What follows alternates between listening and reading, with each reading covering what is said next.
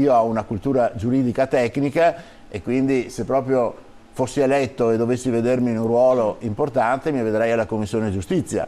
Naturalmente il Ministero della Giustizia ha un ruolo, non ha un potere come si pensa, ha un potere essenzialmente propositivo per le leggi, però ecco, questo sì, ha l'onore e l'onere di organizzare la giustizia, l'amministrazione della giustizia territoriale e poiché io sono amico del procuratore della Repubblica di Treviso, di Venezia ovviamente dove ho lavorato, e ho visto e vedo la situazione disastrata in cui si trovano, già gli organici sono ridotti eppure non sono nemmeno coperti. A Treviso c'è una scopertura del 30%. Così l'ex magistrato che ha coordinato inchieste come quella sul Mose, Carlo Nordio, candidato per Fratelli d'Italia, che parla della situazione disastrosa nei tribunali che rallentano e paralizzano il sistema giustizia, creando anche un danno economico non da poco. Questo impatta molto sull'economia, perché una giustizia lenta, pensi che soltanto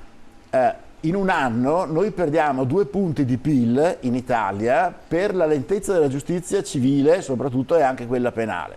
E nel nostro Veneto la situazione qui è disastrosa. Ecco, comunque vada, i veneti possono essere sicuri che io tallonerei il Ministro della Giustizia, sempre che fossi nei paraggi, senza ricoprire quel ruolo, insistendo in modo quasi maniacale per ricoprire questi organici scoperti e magari per aumentarli. Caro bollette, la protesta degli imprenditori oggi a Mestre va trovata una soluzione immediata, dice Nordio. Prima di tutto uno scorporo del prezzo del gas da quello dell'elettricità, poi una tassazione anche molto forte sugli iperprofitti che sono stati conseguiti in questi mesi, poi una forte detassazione, al limite anche una sorta di incentivazione o con crediti d'imposta o con annullamenti di debiti.